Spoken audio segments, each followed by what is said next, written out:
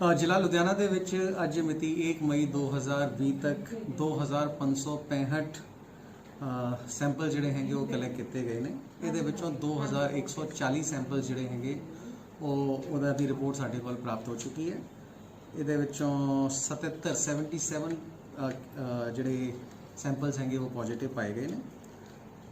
ਇਹਦੇ 77 ਵਿੱਚੋਂ 6 ਪੇਸ਼ੈਂਟ ਜਿਹੜੇ ਹੈਗੇ ਉਹਨਾਂ ਨੂੰ ਕਿਉਰਡ ਡਿਕਲੇਅਰ ਕੀਤਾ ਜਾ ਚੁੱਕਿਆ ਹੈ। 4 ਪੇਸ਼ੈਂਟਸ ਦੀ ਡੈਥ ਹੋ ਗਈ ਸੀਗੀ। ਤਾਂ ਹੁਣ ਕੁੱਲ ਮਿਲਾ ਕੇ 67 ਐਕਟਿਵ ਕੇਸਿਸ ਜਿਹੜੇ ਹੈਗੇ ਉਹ ਜ਼ਿਲ੍ਹਾ ਲੁਧਿਆਣਾ ਦੇ ਨਾਲ ਸੰਬੰਧਿਤ ਨੇ ਔਰ ਜ਼ਿਲ੍ਹਾ ਲੁਧਿਆਣਾ ਦੇ ਵਿੱਚ ਇਹ ਐਕਟਿਵ ਕੇਸਿਸ ਹੈਗੇ ਜਿਨ੍ਹਾਂ ਦਾ ਟ੍ਰੀਟਮੈਂਟ ਵਗੈਰਾ ਜਿਹੜਾ ਹੈਗਾ ਉਹ ਚੱਲ ਰਿਹਾ ਹੈਗਾ। ਜ਼ਿਆਦਾਤਰ ਪੇਸ਼ੈਂਟ ਜਿਹੜੇ ਹੈਗੇ ਉਹ ਸਿਵਲ ਹਸਪੀਟਲ ਦੇ ਵਿੱਚ ਭਰਤੀ ਨੇ ਤੇ ਕੁਝ ਪੇਸ਼ੈਂਟ ਜਿਹੜੇ ਹੈਗੇ ਉਹ ਵਰਤਮਾਨ ਦੇ ਵਿੱਚ ਭਰਤੀ ਨੇ। ਜਿਹੜੇ ਪੈਂਡਿੰਗ ਕੇਸਿਸ ਹੈਗੇ 425 ਦੇ ਨੇੜੇ ਤੇੜੇ ਕੇਸਿਸ ਜਿਹੜੇ ਹੈਗੇ ਉਹ ਪੈਂਡਿੰਗ ਹੈਗੇ। ਇੰਨੇ ਜ਼ਿਆਦਾ ਸੈਂਪਲਿੰਗ ਕਰਨ ਦਾ ਰੀਜ਼ਨ ਜਿਹੜਾ ਹੈਗਾ ਉਹ ਇਹ ਹੈਗਾ ਕਿ ਪਿਛਲੇ ਕੁਝ ਦਿਨਾਂ ਦੇ ਵਿੱਚ ਸਾਡੇ ਕੋਲ ਕਾਫੀ ਪੈਸੇਂਜਰਸ ਜਿਹੜੇ ਹੈਗੇ ਬਾਹਰਲੇ ਸਟੇਟਾਂ ਤੋਂ ਆਏ ਨੇ, ਭਾਵੇਂ ਨਾਂਦੇੜ ਜਿਵੇਂ ਮਹਾਰਾਸ਼ਟਰ ਨਾਂਦੇੜ ਤੋਂ ਆਏ ਸੀਗੇ, ਕੁਝ ਕੋਟਾ ਰਾਜਸਥਾਨ ਤੋਂ ਆਏ ਸੀਗੇ, ਕੁਝ ਜੈਸਲਮੇਰ ਤੋਂ ਆਏ ਸੀਗੇ, ਕੁਝ ਗਵਾਲੀਅਰ ਤੋਂ ਆਏ ਸੀਗੇ, ਹੋਰ ਵੀ ਬਹੁਤ ਸਾਰੀ ਲੇਬਰ ਜਾਂ ਮਾਈਗ੍ਰੈਂਟ ਬੰਦੇ ਜਿਹੜੇ ਹੈਗੇ ਉਹ ਪੰਜਾਬ ਦੇ ਵਿੱਚ ਆਏ ਨੇ। ਉਹਨਾਂ ਦੀ ਟੈਸਟਿੰਗ ਜਿਹੜੀ ਹੈਗੀ ਉਹ ਕੀਤੀ ਗਈ ਹੈ। ਕੁਝ ਇੱਕ ਪੁਰਾਣੇ ਪੋਜ਼ਿਟਿਵ ਕੇਸਿਸ ਜਿਹੜੇ ਸੀਗੇ ਉਹਨਾਂ ਦੇ ਕੰਟੈਕਟ ਟ੍ਰੇਸਿੰਗ ਜਿਹੜੀ ਹੈਗੀ ਉਹਨਾਂ ਦੀ ਸੈਂਪਲਿੰਗ ਕੀਤੀ ਗਈ ਹੈ। ਤੇ ਕਈ ਸਾਰੇ ਬੰਦੇ ਜਿਹੜੇ ਅੱਗੇ ਹੁਣ ਆ ਰਹੇ ਨੇ ਜਿਨ੍ਹਾਂ ਨੂੰ ਕਿਸੇ ਵੀ ਤਰ੍ਹਾਂ ਦੇ ਫਲੂ ਦੇ ਲੱਛਣ ਹੈਗੇ ਜਿਹੜੇ ਸਾਡੇ ਫਲੂ ਕਾਰਨਰ ਤੇ ਆਉਂਦੇ ਨੇ ਉਹਨਾਂ ਦੀ ਵੀ ਸੈਂਪਲਿੰਗ ਅਸੀਂ ਕਰ ਰਹੇ ਹਾਂ, ਜਿਸ ਤੋਂ ਕਿ ਵੱਧ ਤੋਂ ਵੱਧ ਸੈਂਪਲਿੰਗ ਕਰਕੇ ਅਸੀਂ ਲੋਕਾਂ ਦੀ ਐਡਵਾਂਸ ਦੇ ਵਿੱਚ ਹੀ ਪਤਾ ਕਰ ਸਕੀਏ ਕਿ ਉਹਨਾਂ ਨੂੰ ਕੋਈ ਕੋਰੋਨਾ ਦੀ ਪੋਸੀਬਿਲਿਟੀ ਤਾਂ ਨਹੀਂ ਹੈਗੀ। ਇਹਦੇ ਵਿੱਚ ਮੈਂ ਇਹ ਕਲੀਅਰ ਕਰਨਾ ਚਾਹਾਂਗਾ ਕਿ ਪਹਿਲੇ ਦਿਨ ਤੋਂ ਜਿਵੇਂ ਆਪਾਂ ਦੱਸ ਰਹੇ ਹਾਂ ਕਿ ਇਹ ਬਿਮਾਰੀ ਜਿਹੜੀ ਹੈਗੀ ਉਹ ਅਸੀਂ ਛੂ ਕੇ ਔਰ ਲੋਕਾਂ ਦੇ ਕੰਟੈਕਟ ਵਿੱਚ ਆ ਕੇ ਜਿਹੜੀ ਹੈਗੀ ਉਹ ਵੱਧਦੀ ਹੈਗੀ। ਇਸ ਕਰਕੇ ਲੋਕ ਜਿਹੜੇ ਹੈਗੇ ਘਰੋਂ ਬਾਹਰ ਘੱਟ ਤੋਂ ਘੱਟ ਨਿਕਲਣ। ਇੱਕ ਕਰਫਿਊ ਲੋਕਡਾਊਨ ਜਿਹੜਾ ਲਗਾਇਆ ਗਿਆ ਸੀਗਾ ਉਹਦਾ ਮੇਨ ਰੀਜ਼ਨ ਵੀ ਇਹੀ ਸੀਗਾ ਕਿ ਇਹ ਬਿਮਾਰੀ ਦੀ ਇੱਕ ਚੇਨ ਜਿਹੜੀ ਹੈਗੀ ਉਸ ਨੂੰ ਬ੍ਰੇਕ ਕਰ ਸਕੀਏ। ਕਾਫੀ ਲੋਕਾਂ ਦਾ ਸਹਿਯੋਗ ਵੀ ਜਿਹੜਾ ਹੈਗਾ ਇਹਦੇ ਵਿੱਚ ਸਾਨੂੰ ਮਿਲਿਆ ਹੈਗਾ ਔਰ ਉਸ ਨੂੰ ਦੇਖਦੇ ਹੋਏ ਲਗਾਤਾਰ ਸਰਕਾਰ ਵੱਲੋਂ ਧੀਰੇ ਰਿਲੈਕਸੇਸ਼ਨ ਜਿਹੜੀਆਂ ਸੀਗੀਆਂ ਉਹ ਵੀ ਦਿੱਤੀਆਂ ਗਈਆਂ ਸੀਗੀਆਂ। ਲੇਕਿਨ ਹੁਣ ਵੀ ਮੈਂ ਲੋਕਾਂ ਨੂੰ ਇਹ ਬੇਨਤੀ ਕਰਨਾ ਚਾਹਾਂਗਾ ਕਿ ਜਦ ਵੀ ਕਿਸੇ ਵੀ ਬੰਦੇ ਨੂੰ ਕਿਸੇ ਵੀ ਤਰ੍ਹਾਂ ਦਾ ਕੋਈ ਵੀ ਲੱਛਣ ਕੋਰੋਨਾ ਪੁਆਇੰਟ ਆਫ ਵਿਊ ਤੋਂ, ਫਲੂ ਪੁਆਇੰਟ ਆਫ ਵਿਊ ਤੋਂ ਜਾਂ ਫਿਰ ਜਿਹੜੇ ਆਪਾਂ ਸਿੰਪਟਮਸ ਦੱਸੇ ਹੋਏ ਨੇ, ਬ੍ਰੈਥਲੈਸਨੈਸ ਹੋਵੇ, ਡਰਾਈ ਕਫ ਹੋਵੇ, ਹਾਈ ਫੀਵਰ ਹੋਵੇ ਜਾਂ ਜ਼ੁਕਾਮ ਵਗੈਰਾ ਹੋਵੇ, ਇੱਦਾਂ ਦੀ ਜਿਹੜੇ ਸਿੰਪਟਮਸ ਅਸੀਂ ਆਲਰੇਡੀ ਦੱਸੇ ਸੀਗੇ, ਉਸ ਤਰ੍ਹਾਂ ਦੇ ਕੋਈ ਵੀ ਸਿੰਪਟਮ ਕਿਸੇ ਬੰਦੇ ਨੂੰ ਹੁੰਦਾ ਹੈ ਤਾਂ ਉਹ ਛੇਤੀ ਤੋਂ ਛੇਤੀ ਜਿਹੜੇ ਨੀਅਰੈਸਟ ਹਸਪੀਟਲਸ ਹੈਗੇ ਉੱਥੇ ਜਾ ਕੇ ਆਪਣਾ ਟੈਸਟ ਵਗੈਰਾ ਜਿਹੜਾ ਹੈਗਾ ਆਪਣੇ ਆਪ ਨੂੰ ਪਹਿਲਾਂ ਚੈੱਕ ਕਰਾ ਸਕਦੇ ਨੇ ਔਰ ਫਿਰ ਉਸ ਤੋਂ ਬਾਅਦ ਆਪਣੀ ਟੈਸਟਿੰਗ ਵਗੈਰਾ ਜਿਹੜੀ ਹੈਗੀ ਉਹ ਕਰਾ ਸਕਦੇ ਨੇ। ਕਿਉਂਕਿ ਜਿੰਨਾ ਛੇਤੀ ਤੁਹਾਨੂੰ ਇਸ ਦੇ ਬਾਬਤ ਪਤਾ ਚੱਲ ਜਾਊਗਾ ਉਨਾ ਹੀ ਵਧੀਆ ਹੈ ਤੁਹਾਡੇ ਵਾਸਤੇ। ਕਿਉਂਕਿ ਜਿੰਨੇ ਕੇਸਿਸ ਸਾਨੂੰ ਐਡਵਾਂਸ ਦੇ ਵਿੱਚ ਪਤਾ ਚੱਲ ਰਹੇ ਨੇ ਉਹ ਜ਼ਿਆਦਾਤਰ ਕੇਸ ਜਿਹੜੇ ਹੈਗੇ ਉਹਨਾਂ ਦੇ ਵਿੱਚ ਕਿਉਰ ਅਸੀਂ ਰਿਕਾਰਡ ਕਰ ਰਹੇ ਹਾਂ ਔਰ ਜਿਹੜੇ ਕੇਸਾਂ 'ਚ ਕਾਫੀ ਲੇਟ ਸਾਨੂੰ ਪਤਾ ਚੱਲ ਰਿਹਾ ਹੈਗਾ ਉਹਨਾਂ ਕੇਸਾਂ 'ਚ ਅਸੀਂ ਦੇਖ ਰਹੇ ਹਾਂ ਕਿ ਉਹ ਕਦੇ ਫੈਟਲ ਵੀ ਹੋ ਜਾਂਦਾ ਹੈ। ਤਾਂ ਇਸ ਕਰਕੇ ਸਾਰੇ ਲੋਕਾਂ ਨੂੰ ਬੇਨਤੀ ਹੈਗੀ ਕਿ ਜਦ ਵੀ ਕਿਸੇ ਨੂੰ ਕਿਸੇ ਤਰ੍ਹਾਂ ਦੀ ਦਿੱਕਤ ਫੀਲ ਹੁੰਦੀ ਹੈ ਤਾਂ ਉਹ ਛੇਤੀ ਤੋਂ ਛੇਤੀ ਆਪਣਾ ਟੈਸਟ ਜਿਹੜਾ ਹੈਗਾ ਉਹ ਜ਼ਰੂਰ ਕਰਵਾ ਲੈਣ।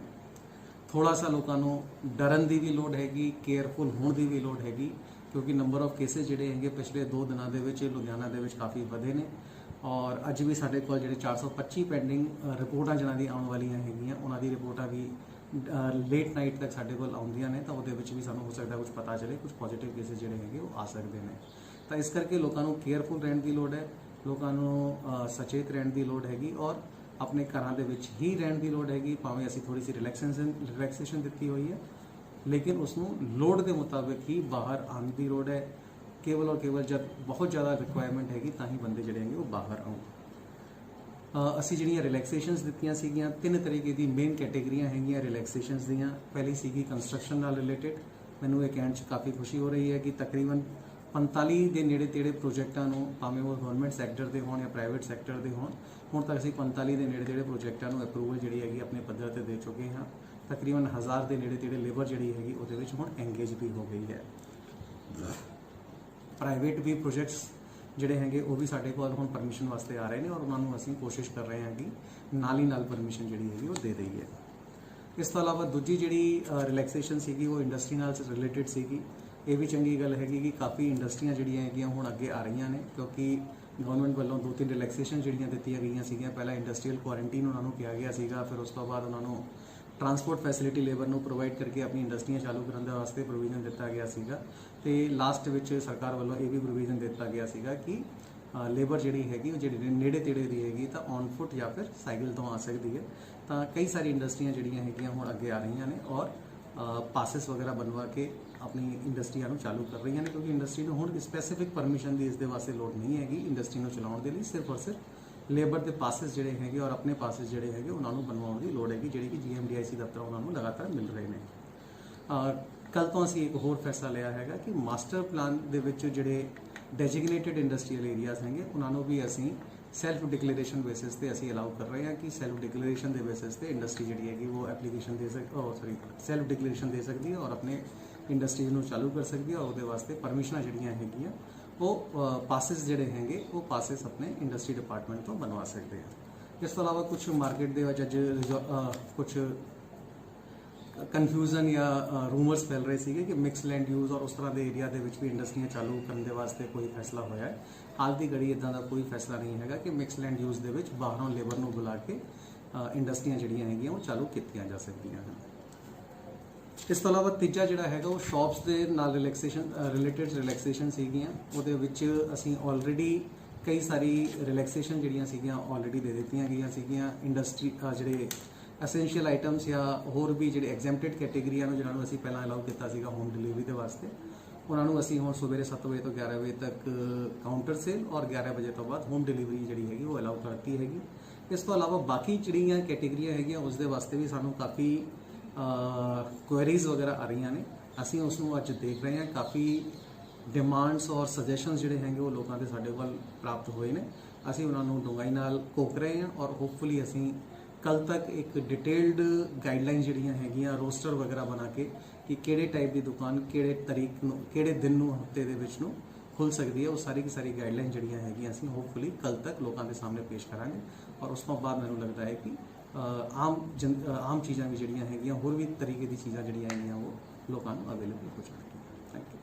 ਇਸ ਤੋਂ ਇਲਾਵਾ ਮਾਈਗ੍ਰੈਂਟ ਪੋਪੂਲੇਸ਼ਨ ਦੇ ਵਾਸਤੇ ਜਿਹੜੇ ਬੰਦੇ ਬਾਹਰਲੇ ਸਟੇਟਾਂ ਤੋਂ ਬਿਲੋਂਗ ਕਰਦੇ ਨੇ ਤੇ ਆਪਣੇ ਸਟੇਟਾਂ ਦੇ ਵਿੱਚ ਜਾਣਾ ਚਾਹੁੰਦੇ ਨੇ, ਉਹਦੇ ਵਾਸਤੇ ਇੱਕ ਲਿੰਕ ਜਿਹੜੀ ਹੈਗੀ ਅੱਜ ਸਵੇਰ ਤੋਂ ਲਾਈਵ ਕੀਤੀ ਗਈ ਹੈਗੀ।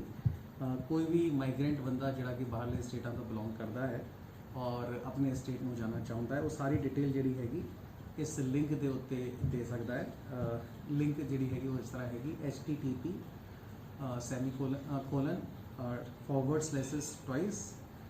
www.covidhelp.punjab.gov.in/punjab ਇਹ ਜਿਹੜੀ ਲਿੰਕ ਹੈਗੀ ਇਸ ਲਿੰਕ ਦੇ ਉੱਤੇ ਕਲਿੱਕ ਕਰਕੇ ਫਾਰਮ ਜਿਹੜਾ ਹੈਗਾ ਉਹ ਆਉਂਦਾ ਹੈ। ਉਸ ਫਾਰਮ ਨੂੰ ਕੋਈ ਵੀ ਬੰਦਾ ਭਰ ਸਕਦਾ ਹੈ। ਇੱਕ ਫਾਰਮ ਦੇ ਵਿੱਚ 25 ਬੰਦਿਆਂ ਤੱਕ ਦੀ ਇਨਫੋਰਮੇਸ਼ਨ ਜਿਹੜੀ ਹੈਗੀ ਉਹ ਭਰੀ ਜਾ ਸਕਦੀ ਹੈ।